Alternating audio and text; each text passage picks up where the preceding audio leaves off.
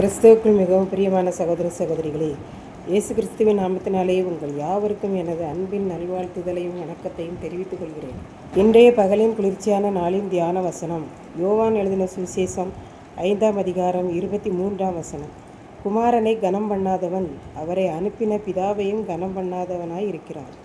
இயேசு 38 வருட முடவனானவனை ஓய்வு நாளில் சுகமாக்கினதினால் யூதர்கள் எல்லாரும் கூடி பேசி இயேசுவை துன்பப்படுத்தி கொலை செய்ய வேண்டும் என்று யோசனை பண்ணினார்கள். யூதர்கள் ஓய்வு நாளிலே எந்த வேலையும் செய்ய மாட்டார்கள். தசம பாகத்தை சரியாக ஆலயத்துக்கு செலுத்துவது போன்ற சன்மார்க்க வாழ்வை சரியாக கடைபிடிப்பதால் இயேசு அவர்களை பார்த்து, என்னுடைய பிதா இதுவரைக்கும் இந்த உலகத்தில் கிரியை செய்து வருகிறார், அதனால் நானும் கிரியை செய்து வருகிறேன் என்று யூதர்களிடம் இயேசு கூறினார்.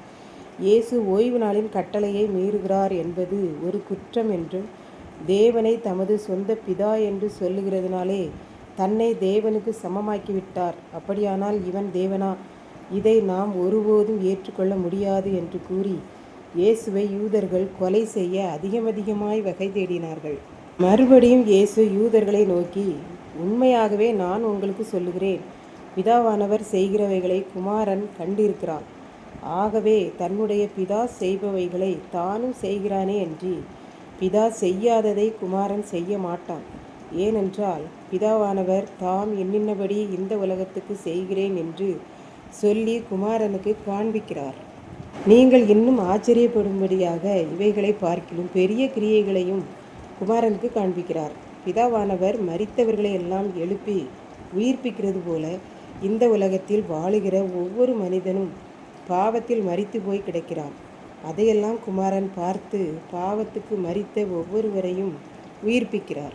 மேலும் பிதாவை நாம் கனம் பண்ணுகிறது போல குமாரனாகிய இயேசு கிறிஸ்துவை நாம் எல்லாரும் கனம் பண்ணும்படிக்கு பிதாவானவர் இந்த உலகத்தின் மனிதர்களில் யாரையும் நியாயம் தீர்க்காமல் நியாயம் தீர்க்கும் அதிகாரம் முழுவதையும் குமாரனாகிய இயேசு கிறிஸ்துவுக்கு ஒப்படைத்திருக்கிறார்.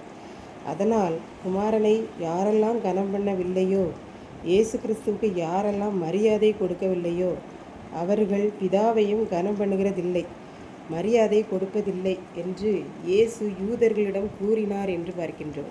இப்படித்தான் ஒரு ஊரில் ஒரு நல்ல குடும்பம் இருந்தது. பெற்றோர் 2 பிள்ளைகளையும் அருமையாக வளர்த்தனர்.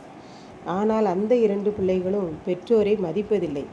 காரணம், பிள்ளைகளை நன்றாக படிக்க வைத்தனர், தான் படிக்கவில்லை. ஏனென்றால் இவர்கள் பெற்றோரிடம் அந்த அளவில் வசதி இல்லை. ஆகவே படிப்பறிவில்லாத பெற்றோர் தனது 2 பிள்ளைகளுக்கும் நல்ல கல்வியை கொடுத்தார்கள். தான் நன்றாக படித்திருக்கிறோம் என்ற பெருமையில் பிள்ளைகள் பெற்றோரை மதிப்பதில்லை, பெற்றோர் சொல் கேட்பதில்லை, கனம் பண்ணுவதில்லை. இந்த பண்பாடு பெற்றோருக்கு கஷ்டமாக இருந்தது. அவர்கள் பிள்ளைகளை கண்டித்தார்கள், சொல்லி பார்த்தார்கள். அப்படியும் பிள்ளைகள் கேட்கவில்லை. ஒரு நாள் தாத்தா பாட்டி இருவரும் அவர்கள் வீட்டிற்கு விருந்திற்கு வந்தனர்.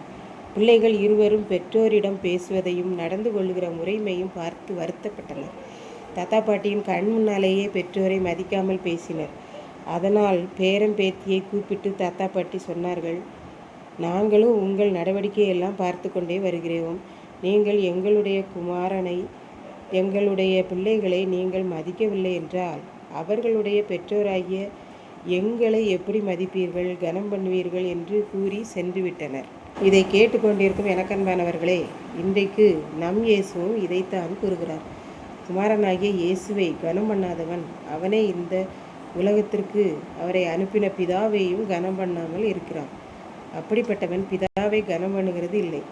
இன்றைக்கு நாம் ஒவ்வொருவரும் இயேசுவை தேவகுமாரனாகவும் நியாயாதிபதியாகவும் அன்புள்ளவராகவும் நாம் ஏற்றுக்கொள்வோம்.